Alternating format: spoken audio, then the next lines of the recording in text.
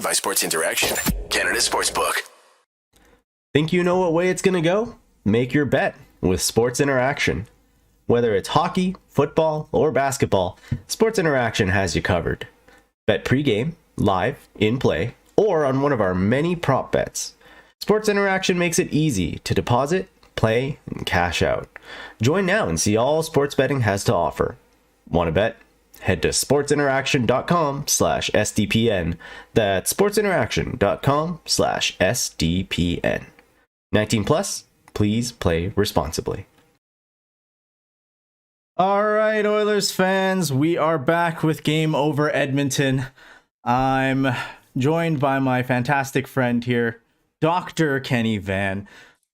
I wish we could celebrate a win, man. I'm sorry to bring you on for a loss. Well, this is probably the most peak Oilers thing that could have happened.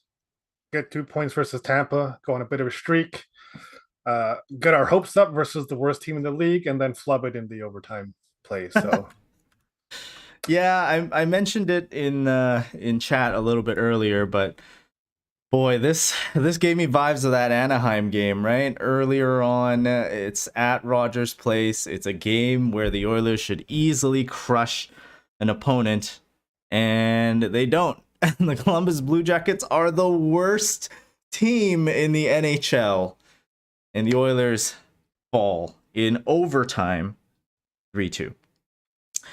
Yeah, I just don't know what to say about this team sometimes, man. Yes, we don't have Kane tonight, down in I think San Jose for something regarding his bankruptcy case, but this is a tough loss to swallow, especially when the Oilers were going into it on a 6-game heater, undefeated in the Vinny Desharnais era, as they said, going 11-7. It seemed to work, just not against this team.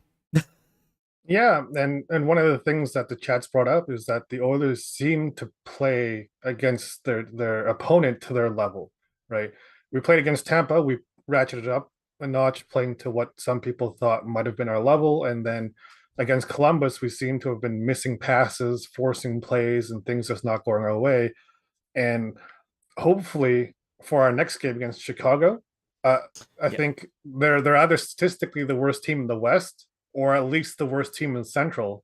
In that case, you would think that we should be able to handily get 2 points off of them. But if we play like we did today, we might be lucky to get one. Yeah, we cruised into this thinking it was going to be an easy one. Like, the schedule gods were giving the Oilers a little bit of a break. You're right. Next game is against Chicago. At this point, they are the worst team in the Western Conference. Yeah, it would suck. I don't want to put this out into the world, but you feel like you have to, right? If the Edmonton Oilers drop games to Anaheim, Columbus, and then Chicago, that's just unacceptable, right? Like, in the Connor McDavid, Leon Draisaitl era, and we'll get to the players a little bit later on. We'll get to a little bit of a recap of the game. Losing against these teams when you should be banking points, it's just unacceptable. Now, there's trade deadline approaching. I think a lot of speculation has happened in this market, as it should. I don't know what they even do now, right? Like, defense was the original sort of issue pointed out earlier on in the season, but in the last couple of games, Broberg's really stepped up, Vinny Desharnais, and you got guys waiting in the wings, like a Niemelainen. I don't know now. Is defense still the pressing matter, or do you think we got to look a little bit somewhere else, like a little bit more energy, physical, that sort of thing? I'm not sure what the Oilers can do during the trade deadline, simply because, like, glancing at cap friendly right now, our cap space is effectively zero, right? Like, unless if some people go on long-term IR, or we make some moves that involve, some of our higher paid players, we can't really grab someone unless if they're incredibly risky, right? Unless we can find a player that other teams are willing to risk it on because of either, like, injury issues, or because the things aren't working on like on their end. But otherwise, stats wise, I think the Oilers are in a place where we can't really sign someone to really noticeably improve our team. I feel like the Oilers do have all the pieces they need to go on a solid run, because Mhm. when they're playing at what we expect them to play at, they can beat, I think, almost anybody, or at least go toe to toe against them. It's Well, this inconsistency that occurs. yeah, I mean, like, let's look at it. When you think about cap dump to make trades work, right? The people who come to mind immediately are, Jesse Puljujärvi, Warren Fogle, guys that I don't know at this point. Are they actually going to benefit the team if they get traded away? Because Jesse Puljujärvi played amazing tonight, right? Like, he was physically active. There was the shift when someone on the Columbus team went to go check Puljujärvi in the corner, and he just kind of gave them a little back shiver, reverse check, and made a man just fall down. I swear he hit him with like his spirit, his stand. It just shot out of his back and smacked him in the face. Jesse Puljujärvi chipped in on the assist for the Derek Ryan goal. Do you wish that he could contribute a little bit more by himself with 3 million? Certainly. But man, like, I just don't know if a trade with this guy is going to actually improve the team. If you take away his offensive contributions, his defensive contributions, and stick them into someone like a defenseman who's maybe going to take the minutes off of Nurse, does that actually help this team win? It's really hard to say, right? I mean, yes, he's at 3 mil, and Warren Fogel's at 2.75, and in both cases, you could argue that they're not scoring or generating as many points as you would expect someone with that kind of salary. But the other thing that I'm not sure if it's right to compliment Puljujärvi on this, or more of like a criticism of the team overall, but he usually leads our team in physicality in a game, right? With hits. He seems like in interviews and like outside of the game, he seems like someone who doesn't want to fight, and he's also seems to be leading the team in fights this year as well. So I'm not sure where the physicality is supposed to come from, like in the Like, team, because our team is more about like finessing people and then forcing them making to them look bad, right? making them Like, look bad, or if they can't really stop Draisaitl or McDavid effectively, so they pull a penalty. They get a penalty drawn against them, and we make them look bad in the power play. So I'm not sure what we can do with Puljujärvi. Like, yeah, he's trying. Like, he he, is he trying. doesn't want to play the physical game. Like, that was not what he was drafted to do, but he's trying to develop that. Obviously, Clean Costin is trying to rack it up his own numbers for the physicality and hits and fights. But yeah, JP's been trying everything to make himself stick. And honestly, we saw a couple of little moments, right? There was supposed to be a little bit of animosity. JP doesn't want to be here. He's not talking with the players. They went on a fishing trip together, right? They were drinking Guinness on the ice. We saw the little black box there. Sportsnet didn't do a very good job cropping away the alcohol. And yeah, earlier on in the Vancouver trip, he was out having dinner with the leadership core, Connor, Leon, Nurse. It seems like the guy actually does fit in here. It's a shame that he's making 3 million. If it was less, if his qualifying offer afterwards would be a little bit less, it would definitely help. It's just tough because if he doesn't go, we're not really able to make a trade for anybody, especially when Yamamoto comes back. I did want to quickly say we do have 26 viewers. There's 12 likes right now. If you guys could pump those numbers, I'll acknowledge Zach if we do that. Let's hit 25, because I do want to talk about Darnell Nurse. Not the best game that we saw out of him tonight. Nurse has a habit of being one of the most offensive defensemen, I think, in the league, and he also plays the full length of the ice. Right, there are times when you're watching the game where Nurse is leading the rush, and when you have a player like Ryan Nugent-Hopkins on the ice, this can be fine because Nuge will play a role further back and he'll play relatively defensively, and that could cover that that gap essentially in the defense because our defenseman's so far forward. But there were times when he would rush forward, we don't have someone filling in that gap, and we would force plays this game for some reason where there are passes that weren't connecting correctly, and they were just effectively, we'd rush into their zone, turn over the puck, and then they push the other way, and it turned into a situation where Nurse has to work a lot harder than he necessarily needs to because he's skating 200 feet back and forth essentially. Yeah. I mean, this is what happens when you have a two-way defenseman, right? Sometimes they get caught, but even when he's not trying to join the rush, even when he's not caught deep, I've been seeing just a little bit of that stress of him trying to do too much. There were so many icing calls that came this game from Nurse's stick, right? And it wasn't just him. I don't know what's going on. Maybe it's the fact that they had a little bit of a break and the passes weren't connecting quite right. But after the first goal, the tip in by Boone Jenner, all of the Oilers' passes just for the rest of the period did not seem like they were connecting. They were either a little too far ahead, like a stick length or so ahead, or right into the skates of the guy. And, when you're trying to move the puck up the ice, that doesn't really work when your passes are inaccurate. So what do? You try to go for these stretch passes and you try to cover a lot of ice quickly.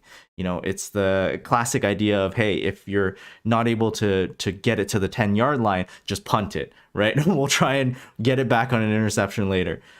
There's just so much going on when this team isn't playing well, and all of that back pressure falls onto Darnell Nurse's shoulders, and you start seeing him sweat a little bit.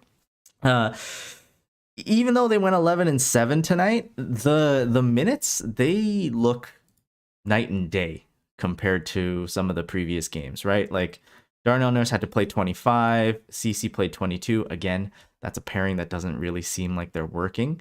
I'd like to see a little bit more out of, especially like Tyson Barrie. Early in the game, Tyson Barrie was sitting for a long time. Like, something has to click with this team when you're playing against a Columbus Blue Jackets team. Someone has to jump up in there and energize the team. I think one of the worst players on the night tonight was actually Leon Draisaitl. I don't know, what did you think? Because he was up on that first line, and our first line was just not clicking for the first half of the game. It's so my feeling about Draisaitl is always this weird situation where if things are going well, he looks like peak German efficiency. It's minimal effort, maximum goals. When things are going bad, it looks like he doesn't really like what's happening, and it looks like he doesn't put in effort because, if the passes connect, it looks great. But today, like you were saying, the passes weren't connecting, and that really messes up the Oilers' overall game plan of the quick, almost like 2 to 3 pass, our zone to their zone setup, and then they're in a world of hurt. But in this case, our passes weren't connecting because of like the visual on how Draisaitl looks on the ice. When he's skating like that, it just looks like he's, for lack of a better word from our media, he looks a little pissy, right? And I think I got to credit like the Columbus Blue Jackets and in particular their goalie this game. A lot of the effort from the Oilers' first line just didn't turn into anything.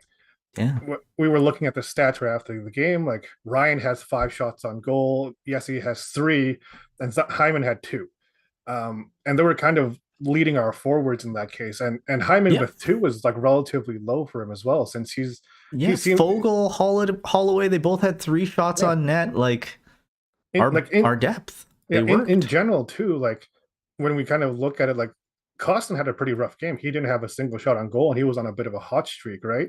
So maybe that break actually cooled them down. I'm not sure. Yeah. It's really hard to say. But in general, like it's our first line was a combined, like depending on how you count our first line, McDavid was -1, Draisaitl was -2, and depending on who that third person was, it kind of shuffles around a little bit. But if it's Hyman, he was also a -1. So yeah. Honestly, like when you look at Zach Hyman's play, right? He's been so good this year. Um, Costin, he's been so good so far. Of course, Costin had a pretty, let's say, hard to sustain shooting percentage. He was shooting what, like 20 something percent. It was insane. But if you take no shots, you can't score a goal, right? Mhm. Right.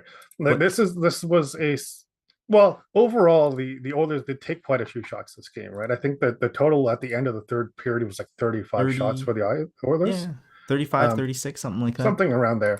So it wasn't that we like the Oilers themselves weren't taking shots. It's just our first line or our high scoring players just couldn't get things through. Right.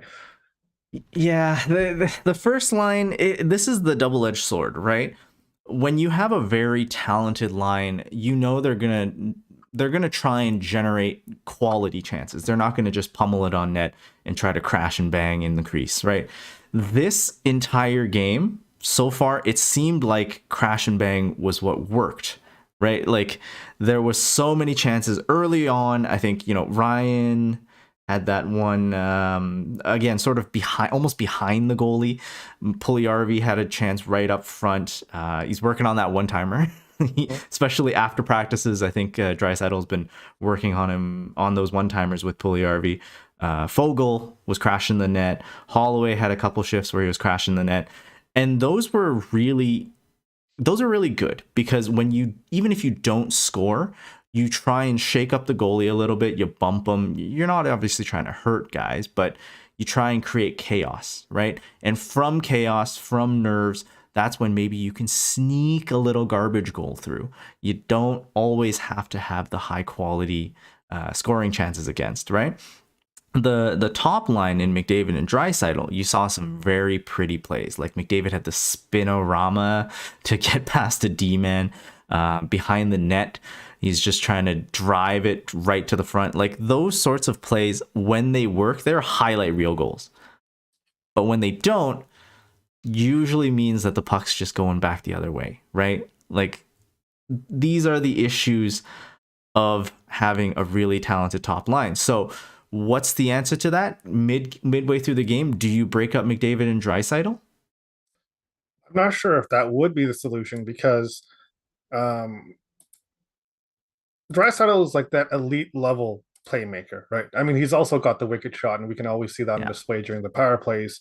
But he works best when there's someone there who can pass things back and forth with him.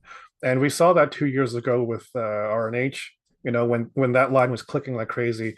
And when we have someone that's a wing who can score like Kane when he's available to play, then we can shuffle McDavid, Kane, and Draisaitl really effectively amongst two lines, right? Because in both cases, we have someone who can pass and someone who can score almost at will. A lot of the other players on the Oilers team that you listed are more of those grind you out almost players. I don't want to say like Hyman isn't a finesse player, but the way that he generates chances by like sheer willpower. He shoots, Right. he retrieves the puck, he gets it back in their zone, he holds on to it, and at some point, he gets the puck on net and it becomes a little chaotic. And And sometimes you get one through. he scored on his butt. Other players on the Oilers have scored where things have deflected off of other people, and we've just gotten juicy rebounds, right? Yeah, But McLeod off his knee, stuff like that. right. I think that's one of the biggest perks when we got Kane is that we had another one of those elite scorers that could take passes from both McDavid and Draisaitl and start scoring. And if we have RNH, heading his own line, it becomes this three line kind of trifecta where if the other team puts the top pair against the top line that we have of hypothetically like McDavid, Draisaitl, Kane that seems to just score whenever they want. Once line two of RNH and then Hyman and maybe Costin goes out there, they have a lot of chances against pair two or pair three even. Yeah. And then the depth can really do their thing by grinding out the other team by keeping it in their zone, making them tired. So then when our first line goes back out there, things go the way we expect them to go. But Right. today that game plan didn't work out, right? Passes weren't connecting. So all of a sudden our general plan of, we'll just get it to McDavid, we'll get it to Draisaitl, they'll score from basically out of face-off circle. It just didn't quite work out. Yeah. Like you saw when the Oilers actually had pucks connect, stick like tape to tape passes, like on the power play. That was fantastic. Like give it up to Korpisalo for like absolutely robbing Draisaitl with his glove. That one on the power play was insane, right? Maybe candidate for save of the year. But when you have stuff like Hyman just sneaking behind, stick on the ice, have a firm grip on it, and McDavid can feed a pass and have that sort of tap in goal, like when the passes connect, that's a beautiful thing. When you don't have a beautiful thing going on, you just crash and bang, like get in there, get a little bit grimy. Before this game, I want to say, I think, let me think about this. I think during like the Tampa game, right? Things were so chippy. They were in front of Vasilevsky. Like those sorts of games when the Oilers are just trying to score from anywhere, that's when they excel. And when we have this sort of like, okay, here's what the first line does, here's what our bottom lines do, it's a game plan that people catch on to and coaches can prepare for. Mm-hmm. So this begs the question, right? MGD, great point. Kane and Yamamoto, they're both out, right? These are guys that when they come back, you expect this team to be a lot better. So do you, at this moment, trade for anyone? Or do you start thinking, you know what, this team will be fine, let them roll. They got Chicago, Detroit, Philly, Montreal. They got a ton of games. Like I think it's like 6 or 7 games after this, where it's all teams that are in the Bedard sweepstakes. So do you think the Oilers need to start making calls, or is this just play it out? Hopefully we don't lose any more games against these sorts of teams and just wait for the trade deadline. I think the Oilers shouldn't panic, right? I don't think they shouldn't make calls, because if a GM on another team is starting to shop around players that we think would be a good fit, and what it means by good fit in this case is something that I'm not sure I can really figure out, right? Because on paper, I feel like all of our players, when they're doing the things that they're capable of doing, we have all the pieces there. But maybe behind the scenes, there's just something not quite clicking. So if we can have like a like for like kind of trade where the GM thinks, maybe I'll trade Puljujarvi for someone who's also a similar cap, that's also a big body, that does similar things, and they think that'll maybe work better. I can see something like that, being a reasonable trade, but we shouldn't do a panic move where it's like, you know what, we've been letting in too many goals. We're going to trade some of our players and maybe a pick, a draft mid-round. Yeah, a mid-round draft, and be like, we'll grab a big name defenseman and try to slot him in, right? Because we don't know if that'll work out. Yeah, you're right. Like, this is the sort of thing where a lot of people have mentioned Vladislav Gavrikov, right? He played tonight pretty much invisible, right? So is that the fact that he's playing, pretty stable?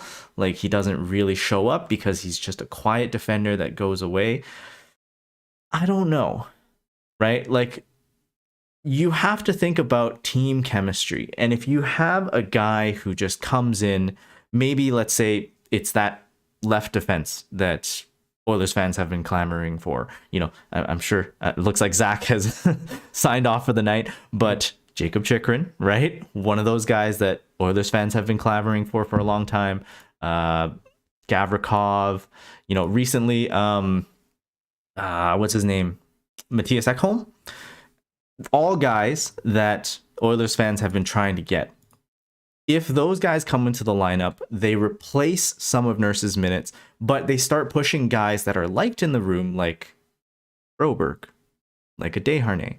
If they push them back to the AHL, maybe for a year, 2 years, does that sort of disrupt your team's chemistry, right? Does that sort of have guys suddenly not really gelling with this new player?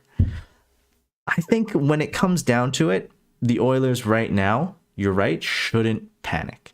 The defense has looked fine against some of the best teams in the NHL. And this game is hopefully just a one-off. I know when we lost against Anaheim, that sort of sent us onto a little bit of a spiral. I really hope it doesn't happen now because, again, the next couple of games are all very winnable. Yes. If they do go out and get a guy now, I expect it to be something more like a depth forward. Someone who's maybe going to eventually go at the trade deadline, but you might as well get it done early because it's only gonna cost you like a fifth, right? Like something where it's so minor that if you have the deal done on paper, you just submit it before anything changes. And I don't think this is the time for the big move.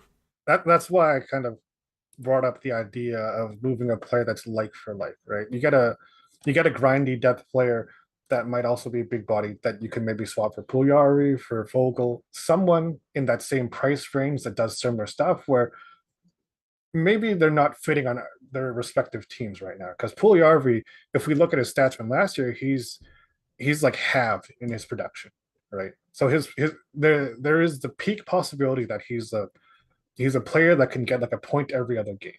That's effectively what he got last year. Right now, he's about half of that. Mm-hmm. I can imagine that there are teams where they're looking at Puljujarvi and thinking maybe he's having an off year.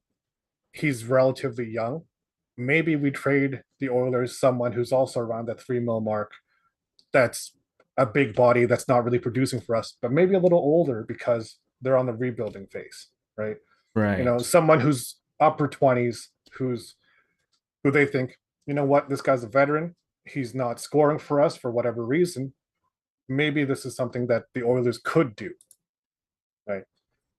The issue with that is I find that if you're bringing in a guy who's going to be a depth forward, you maybe don't necessarily want another experiment, someone who's not really scoring, someone who's not really gelling. If you were to make that sort of a depth move, I would want it to be someone who can probably kill a penalty or maybe just facilitate a little bit of another aspect of the game, like the physical aspect. But if you're trading Puljujarvi for that, the only thing you're really getting is the penalty kill. I guess one thing that could happen is you could bring in another center who can win faceoffs, right? Because that's one of the things that the Oilers have been lacking recently. It's possible, right? But I mean, this is us chatting. When it comes down to it, I like Puljujarvi because of the physicality he brings to the team.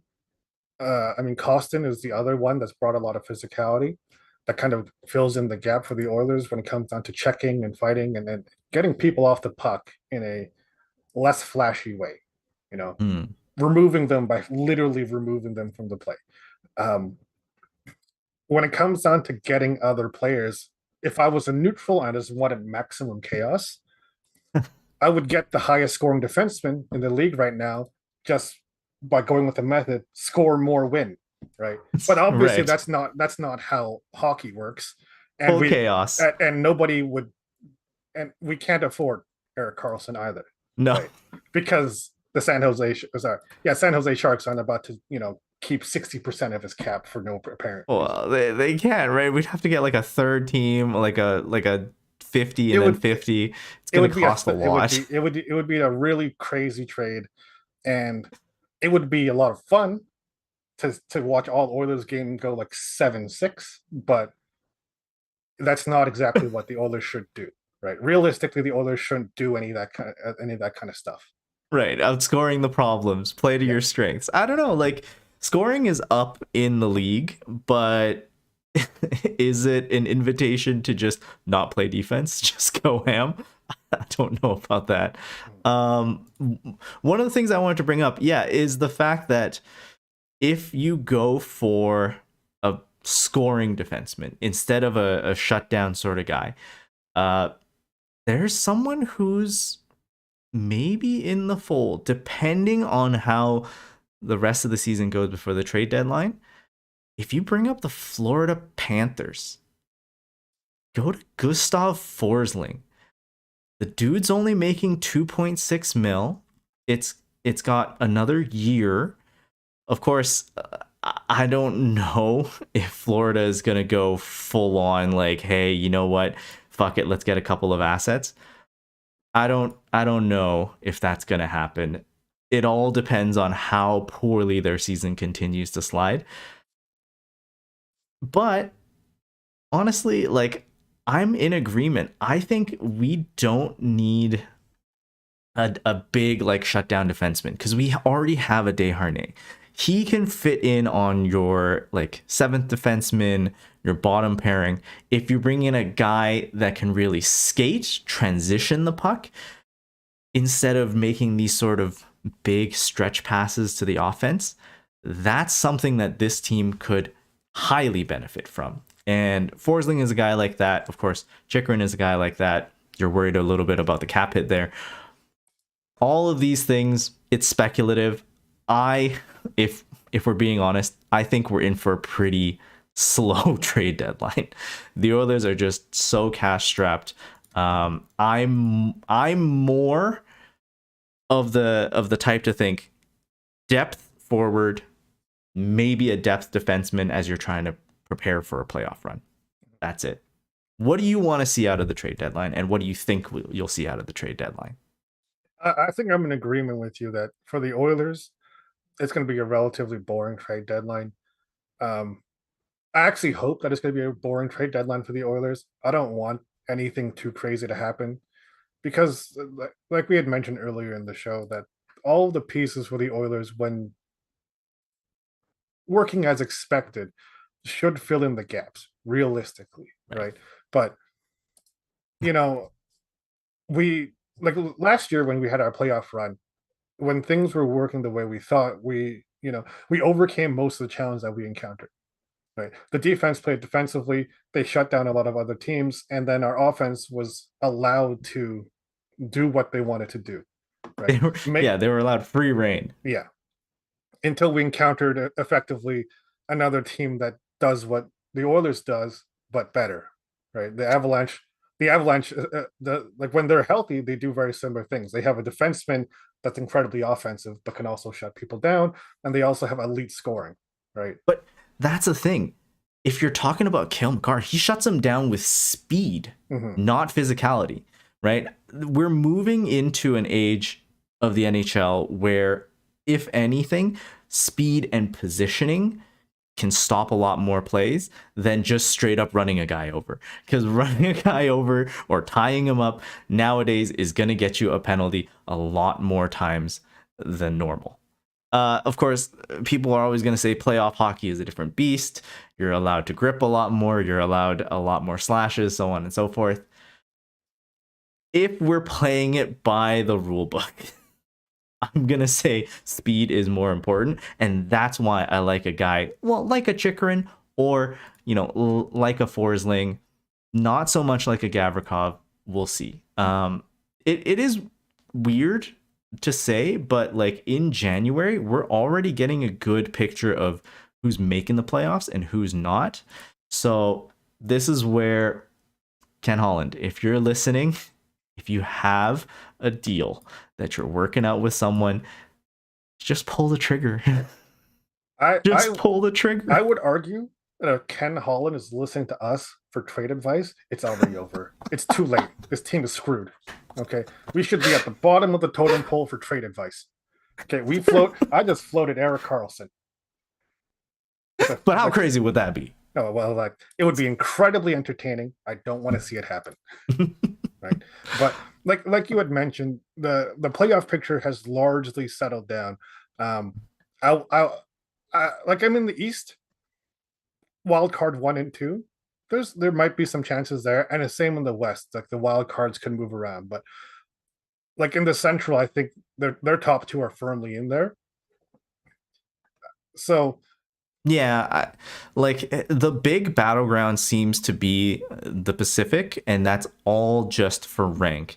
Like tonight, New York, the Islanders, they lost. Like the Rangers lost, and then I think wild card right now is Pittsburgh and Washington, right?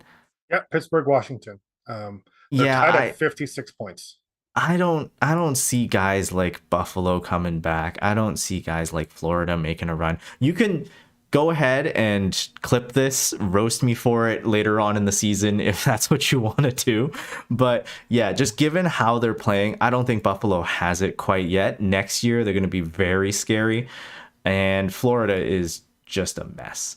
I think they overestimated Mackenzie Weegar and just how much of an impact he has on that team. So, I mean, completely off topic from Edmonton right now. I mean, just glancing at it, Washington's on a losing streak and Buffalo's on a win streak, and they got 3 games in hand. It's not over there quite yet, but I think I would agree with Florida. Things aren't looking so great on their end. They're 4 points back. They're tied with Washington for games played. So, but let's pull things back to the West here. Right. Sure. When he chatted off of stream, like our idea was that, or at least my idea is that the playoff cutoff might be around 96 points. I think that seems relatively fair. It might be a little bit higher. For this division, I think that's pretty fair, like 96, the 96, is, 98. Like the chat has actually said like the West is relatively weak this year, right? So it's chaos. Yeah. If we want to get 96 points, we need to maintain a point percentage of about 60%. Realistically, like before the All-Star break, we had chatted and said that, for the next 4 games, or I guess the past 3 and the upcoming one, out of these 4 games, we need 6 points. Because we beat Tampa, I was hopeful that we would get 8. Obviously, Oilers are gonna Oiler, and we lose to Columbus. We get 1. So the best we can do is get 7 now, but unfortunately, like LA, Vegas, and Seattle, they're having ups and downs, but they're still maintaining about a 2-point gap ahead of the Oilers. So, while Seattle, I think Seattle smoked Vancouver tonight. Yes, they got obliterated, right? 6-1. That's the kind of game Edmonton should have realistically had today. Right, playing like we have a high octane offense versus a team that's struggling to really maintain any kind of semblance of offense or defense. Unfortunately for them, they're minus 61 for the year after today's game. We should have been able to really just run over them when it comes down to our offensive capabilities, but it just didn't happen today. So hopefully against Chicago, we at least get a point. Then we'll get the 6 of 8 possible points that we had brought up pre All-Star break. Right, we shuffled it around. We initially thought the Tampa we wouldn't beat, and then these 2 teams we could have. But how pathetic is it that we're saying we hope we get 1 point against Chicago? It's that thing where the Oilers play to their opponent, right? Mm-hmm. And it's unfortunate, but if I was a neutral, it'd lead for some very entertaining games. But as an Oilers fan, it leads to very stressful games instead. Yeah, that's right. I think this entire season, there has been 1 or 2 games when I have been watching and I decided to just lay down on the couch and not stress about it at all. Every other Oilers game has to give me like heart palpitations. Like it's insane. A little bad for the health. But, we are running a little bit long here. It's 41 minutes already. Thank you so much for watching the show. If you are watching live on YouTube, give us a couple more likes. It really helps us grow the show. And if you're listening on Spotify, Apple Podcasts, whatever it might be sure to leave us a review. I wanted to close it off with a little bit of a happy news. You and I are now both 30. Congratulations. Wanted to congratulate you on your 30th birthday, which happened very recently. Chat, give Kenny a little bit of a happy birthday, a little happy belated birthday. And in that instance, the Oilers are one of the youngest teams in the NHL. This means that there's still room to grow. And the fact that this team has prospects still. There's a couple of guys who I think I'm willing to trade and a couple of guys who I'm not. So I wanted to ask you this. out of our, let's say, prospects, so that still includes guys who are playing in the AHL and the NHL, who is untouchable? Who else? Who is untouchable? And who will you just say, yeah, shoot them out the door if they are going to help us become a contender? I think when it comes down to it, there are realistically maybe 5 or 6 players I would call untouchable on the Oilers, right? That many? Well, I would like to say McDavid, Draisaitl. Oh, okay, but prospects. Prospects where things get a little bit difficult, right? I think with So how the Oilers are currently playing, with the age of our players, I almost feel like anyone who's not currently coming up and down to the NHL team, so people like Broberg, people of that okay, nature. so Bouchard, Broberg. I think we should keep both Bouchard and Broberg, and we would instead look at maybe moving CC, right? Okay, so untouchable. Yeah. Dylan Holloway.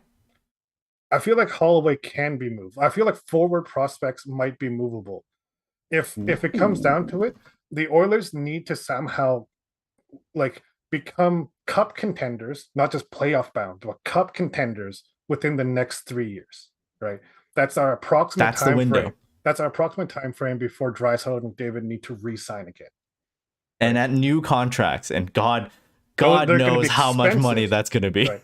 So we have a 3-year time frame where we need to become cup contenders. The Oilers are playoff contenders right now, but they need to take that next step. And Right. forward prospects, I feel like, can be moved if it means winning within 3. Makes sense. I think Holloway is one of the toughest ones, right? Because Holloway seems like he's already gelled with this core. He is contributing, beginning to contribute at least. I think he will contribute during the next 3 years, this cup window. When it goes one step deeper, when you start getting into Bourgault, Schaefer, guys like Petrov, Tulio, that's when I'm saying, yeah, you can go right ahead. Like, I don't really care if they decide, even like Niemelainen, he's gelled with the team. I think if you were to get a legitimate like third line defenseman, third or even like a really good third or fourth liner for a forward, I would trade out Niemelainen, right? The only guys that are untouchable, I think, is Broberg, maybe Holloway. Even like Bouchard, he's been struggling right now. I want to keep him, but I would almost say if he's gonna need a new contract, if he's gonna be signed for like $4 million on a bridge deal, maybe you want to get a guy who's salary controlled for the next 3 years, and you just go for it, right? Like, future be damned. Yeah, that is definitely a situation where, looking at like cap friendly, we have 3 players in our defense of Bouchard, Broberg, and Darnell who are not being paid very much, and I think we would realistically only need to keep 2 of the 3. Exactly. And Right. Desharnais, he's gonna stay cheap, right? Like, even if he reaches his end of his contract, I think he's UFA, right? He's UFA. Right. Yeah, because he's 26 already. So even if he reaches the end of his contract, he's not going to be an expensive guy to re-sign. So this is the sort of fear where if we had signed Evan Bouchard to something of like a longer term, like a Clefbaum sort of deal early, we'd be paying the price now. I'm starting to lose faith in Dad. I'm starting to lose faith in the guy. In the grizzled veteran of Evan Bouchard at the age of 23. The 46 and yet at the same time 23-year-old. Mm-hmm. Right. So it's really difficult to say, right? We don't know what calls are being made to our GM, right? But we need to win within 3. And if we can keep our defensive core of 6 reasonable players, or like, we don't need to keep 3 cheap defensemen. We realistically only need to keep 2, right? Then we'll have 60 men. And then for forwards, as much as I would like to keep Holloway because he seems to be developing quite well, our forward 6 players on paper should be able to outscore any other 6 players on any other team, right? Because we have McDavid, Draisaitl, Hyman, Nuge, Kane, and then we slot in a 6th guy. Yeah. Well, you're right. Like, you can find value contracts. Ken Holland found one in Clem Costin. I mean, Ryan McLeod obviously re-signed at a phenomenal number. But when you take guys like that, you might also end up signing a couple contracts like Devon Shore, like a Janmark, who, you know, is still cheap, but maybe not as cheap as you would hope his production value is. I want to just end this stream by saying, hey, thank you so much for watching. I will close it off with this chat message from Mickinator. I will always go back to the 2006 Oil. They brought in Pronger, and we almost won it all. Food for thought. If you need to sell the future, hey, maybe you do it when McDavid and Draisaitl are in their primes with 3 years left to go. Next game is Saturday in Edmonton. Chicago is visiting. It's an 8 p.m. Mountain Time puck drop, and Zach will be hosting that one. Thank you so much for listening in. I've been Dennis. This is Dr. Kenny Van, and we're signing off. Unfortunately, not on a W tonight. Fortunately. Have a good one. Bye-bye. Game over! Powered by Sports Interaction, Canada Sportsbook.